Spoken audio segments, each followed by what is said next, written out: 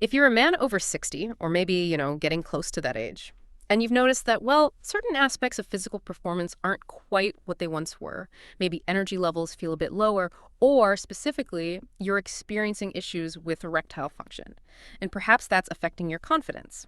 Well, this deep dive is definitely for you. We're talking about that vital sense of physical capability. It really contributes so much to how you feel day to day.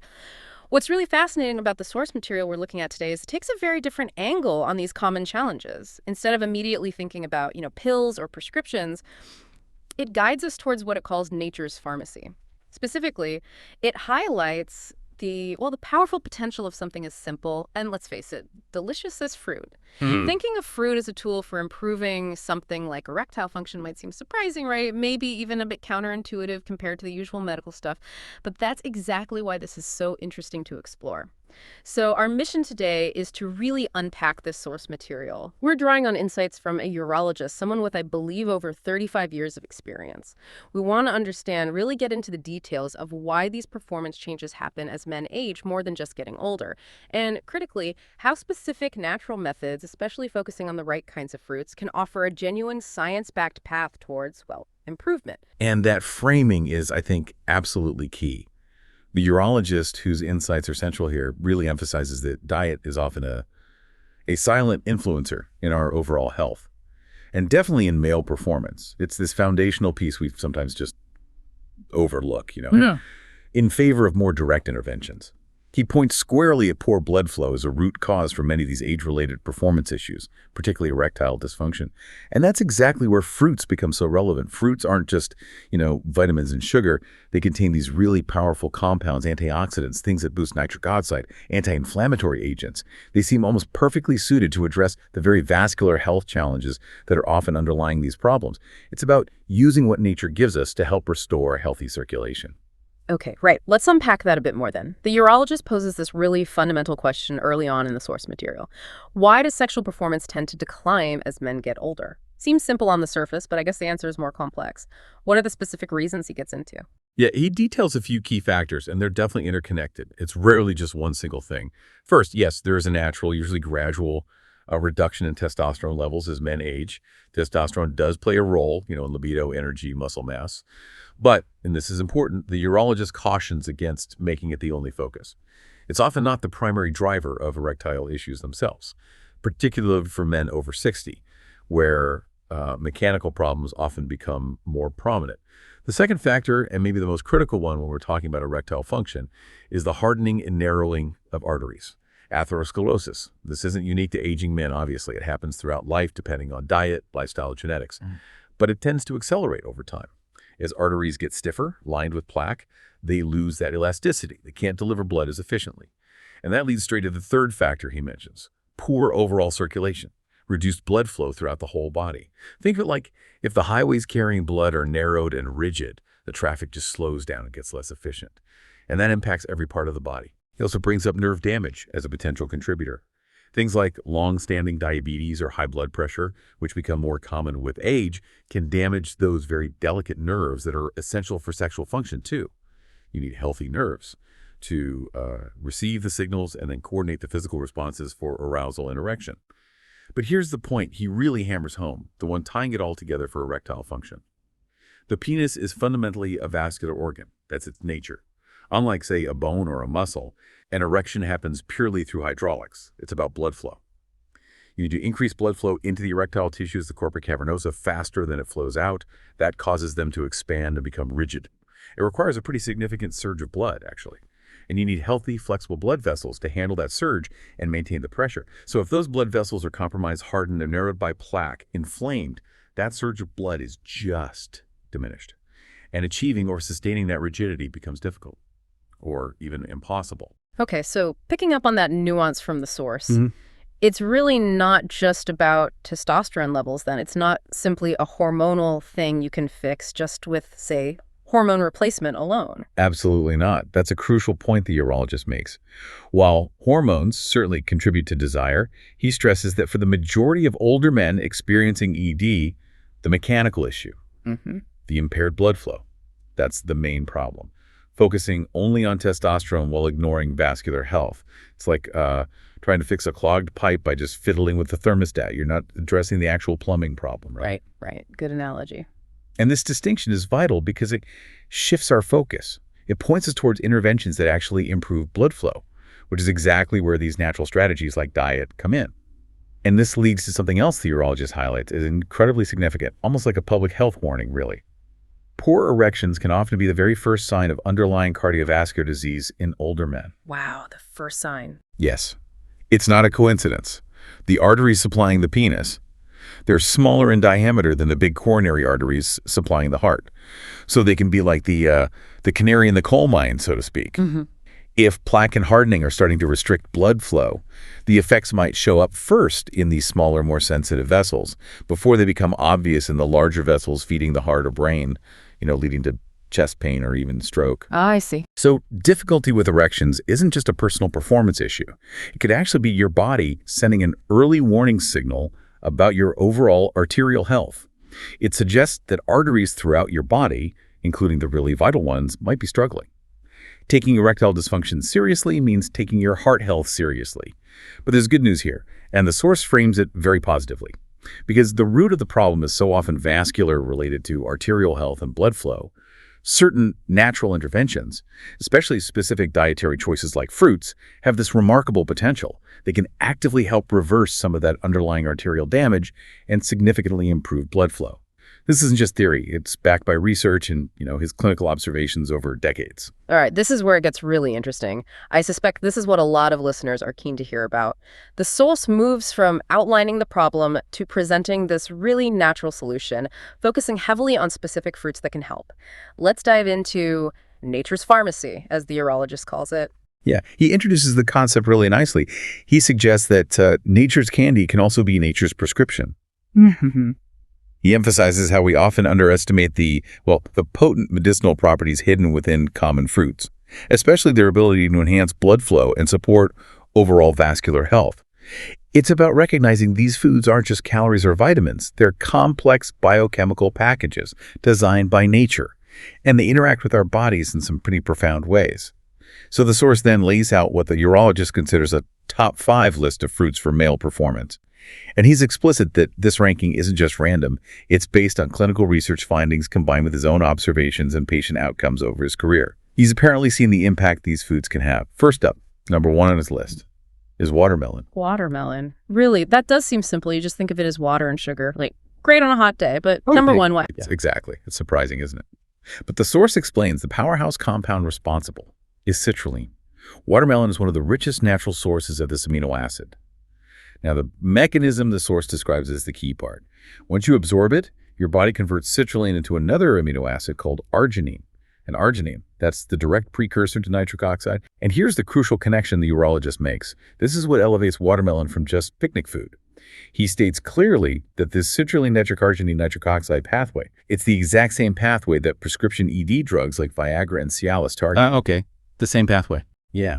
Those drugs work by inhibiting the breakdown of a molecule that comes after nitric oxide, basically making NO's effects last longer or be stronger.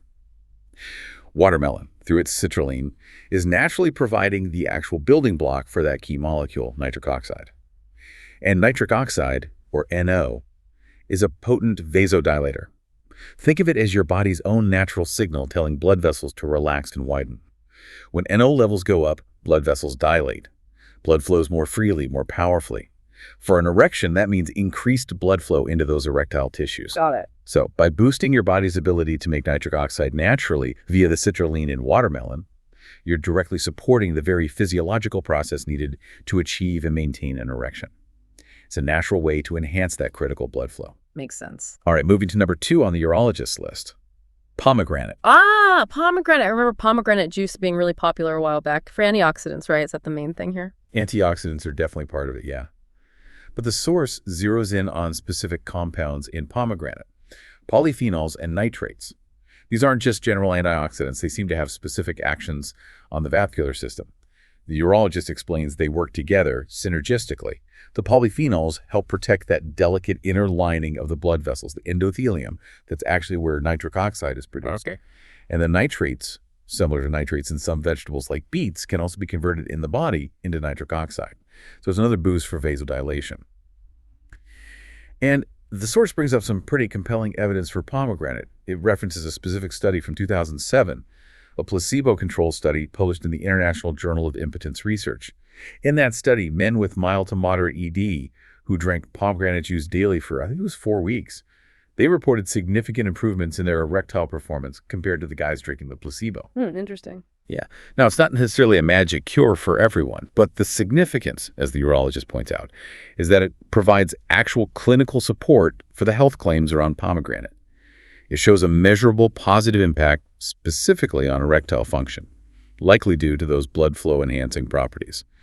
Okay, the third category the source discusses is berries. Particularly blueberries and strawberries get a mention. Berries, too. Another one that's always talked about as super healthy. What's the specific link for performance with berries? The star compounds here, according to the source, are flavonoids. These are a big group of plant pigments and antioxidants. You find them in fruits, veggies, even chocolate and tea. But the source highlights a very specific, quite powerful statistic from some major research, like the Health Professionals Follow-Up Study. Regular consumption of foods rich in flavonoids, especially a type called anthocyanins, which are abundant in blueberries and strawberries, is linked to a 14% lower risk of developing erectile dysfunction in men over 50. 14%, just from eating berries regularly. Yeah. Exactly. A 14% reduction might not sound earth-shattering initially, but when you think this is linked just to dietary intake over time, not a drug or some intensive therapy, it's actually pretty significant. Yeah, it is. It suggests that consistently including these foods helps build up vascular resilience over the long haul. Flavonoids are known to improve endothelial function, reduce oxidative stress, cut down inflammation in blood vessels, and even enhance how nitric oxide works. So it's not just one thing. It's like multifaceted support for the overall health of your circulatory system. Yeah. And that translates directly into better blood flow where it counts. All right, number 4 on the urologist list. Bananas. Bananas. Okay, this feels even simpler than watermelon. We think potassium, right? Muscle cramps, maybe energy before exercise. How do bananas fit in here? And that's precisely the connection the source makes through potassium. Bananas are a great source of potassium, and that mineral plays a really critical role in cardiovascular health. The urologist explains potassium helps regulate fluid balance in the body, and it's essential for maintaining healthy blood pressure. It helps counteract the effects of sodium, which tends to raise blood pressure. Potassium also supports proper muscle function, including the smooth muscles in your blood vessel walls and, of course, the heart muscle itself. The direct link made in the source is this. Potassium supports healthy heart function and helps keep blood pressure lower. A healthy heart pumps more efficiently, right? And lower blood pressure means less resistance in the whole system. The source puts it concisely. A relaxed heart equals better erections. Basically meaning when your heart isn't straining against high pressure, blood just flows more easily everywhere, including to the penile tissues. So even a simple banana contributes to that systemic health that's foundational for performance. And finally, rounding out the top 5, avocado. Okay, right. The source notes it's technically a fruit. That's always a fun fact. Yeah. But avocado is known for healthy fats. How does that connect to erections? It connects back to the bigger picture of male sexual health, including the hormone side of things. While blood flow is often the primary issue for erection problems, as we discussed, healthy testosterone levels are still important for, desire, libido, overall vitality. The source highlights that avocados are rich in several key nutrients that support this: vitamin E, those healthy monounsaturated fats, and zinc. The relevance, as the source details it, is that these specific nutrients are actually crucial for endogenous testosterone production. That's your body's own ability to make testosterone. Okay. The building blocks. Exactly. Healthy fats are fundamental building blocks for hormones, testosterone included. Vitamin E is an important antioxidant, helps protect reproductive health. And zinc is a mineral directly involved in making testosterone and also in sperm health. So by providing these essential raw materials, avocado supports the hormonal side of male sexual health.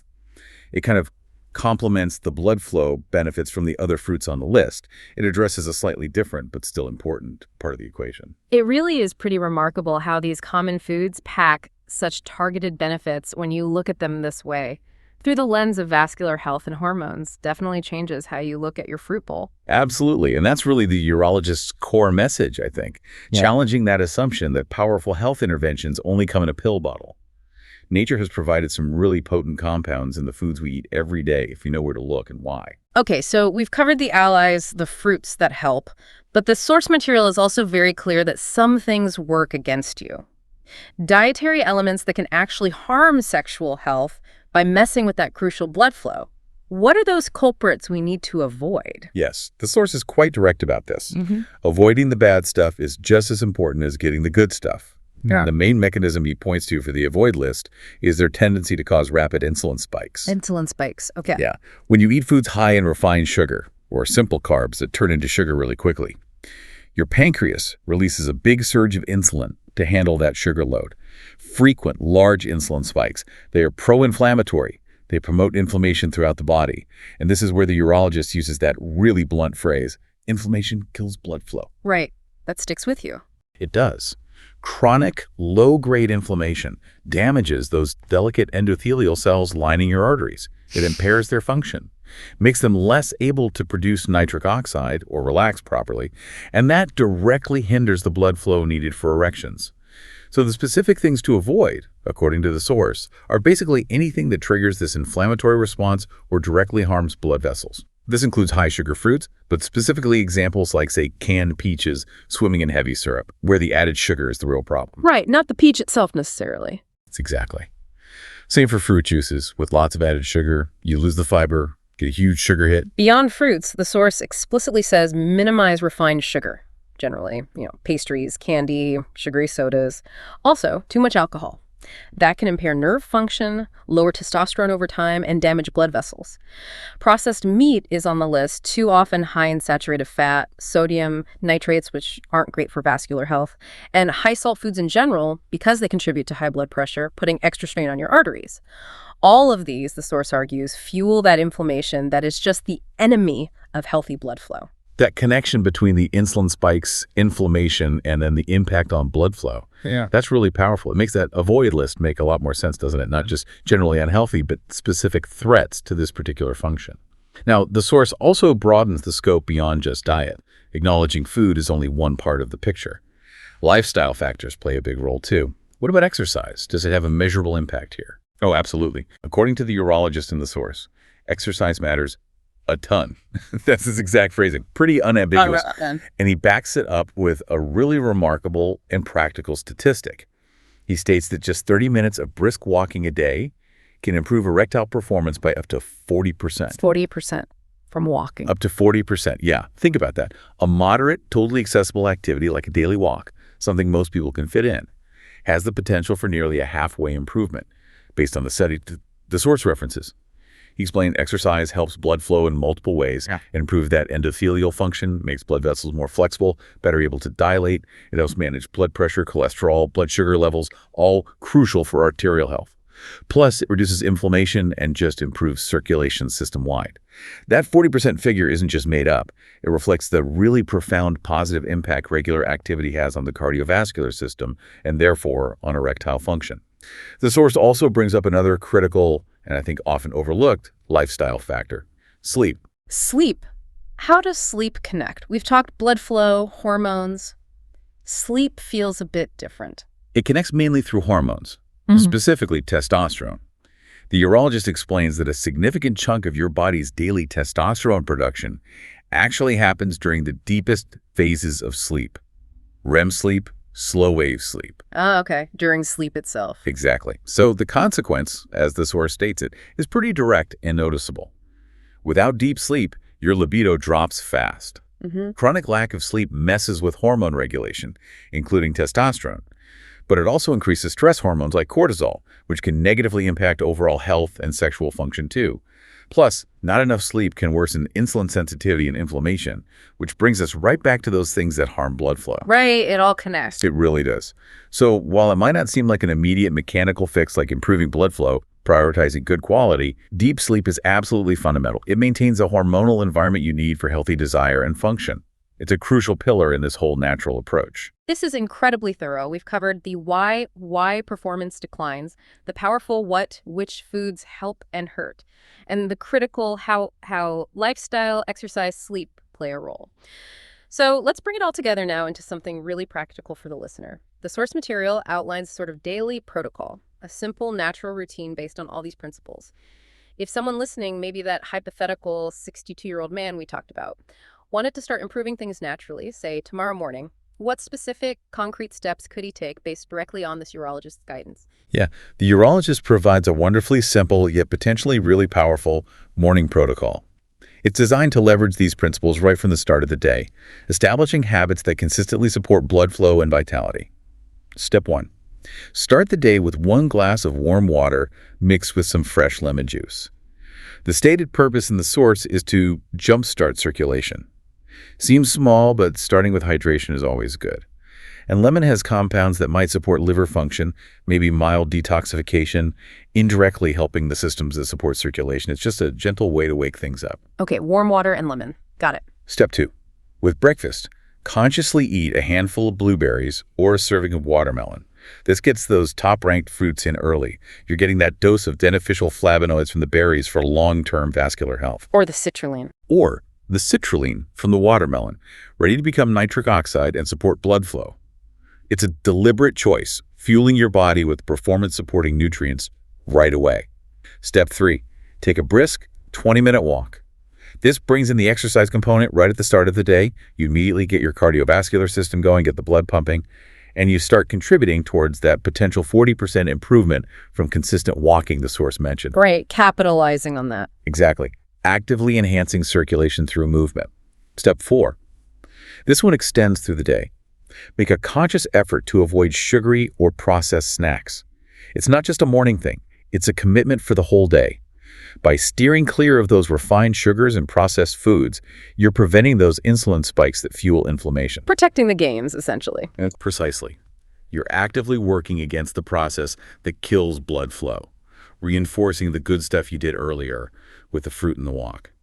Consistent protection for your vascular health. Step 5. In the evening, part of winding down before bed, practice deep breathing for about 5 minutes.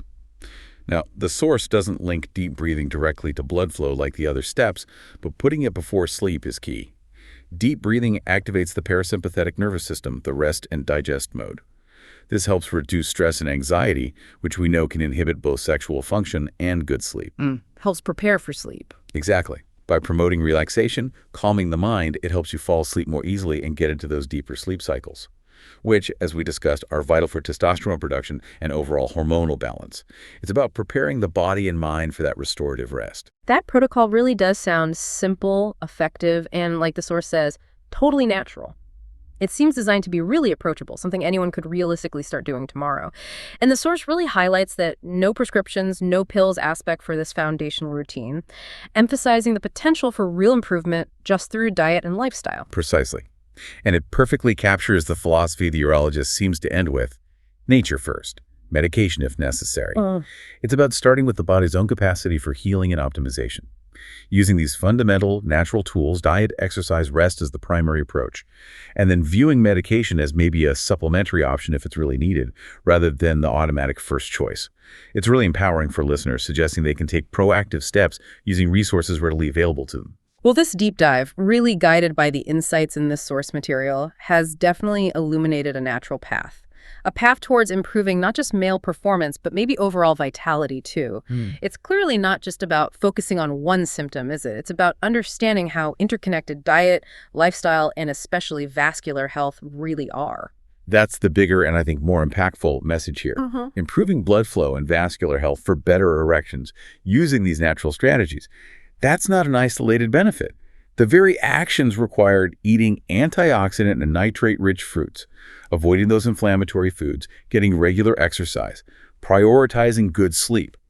These are fundamental pillars for overall cardiovascular health, brain health, metabolic health, for long-term longevity, really. That's all connected. Totally. As the urologist concludes, and it's quite encouraging, it's never too late to feel young again. Take your body seriously and it will reward you. Yeah. It's this holistic view where improving one specific area naturally just creates these positive ripple effects throughout your entire system. And that really leaves us with a powerful final thought for you, the listener, to maybe mull over or look into further. We talked about how poor erections can often be that first warning sign, that canary in the coal mine for underlying cardiovascular disease, a signal that arterial issues might be brewing not just locally, but throughout your entire circulatory system, potentially affecting your heart and brain down the line. So, given that critical connection, how does adopting this natural approach we've discussed, focused on improving performance by deliberately boosting blood flow and vascular health through these specific diet and lifestyle changes, how does that fundamentally become a proactive, preventative strategy for your overall heart health, potentially adding years of healthy life? Just think about how tackling a specific performance concern naturally could actually be a gateway to optimizing your long-term well-being across the board. If this deep dive resonated with you, maybe consider sharing it with someone else you know who might benefit from this perspective on natural approaches to male performance and health.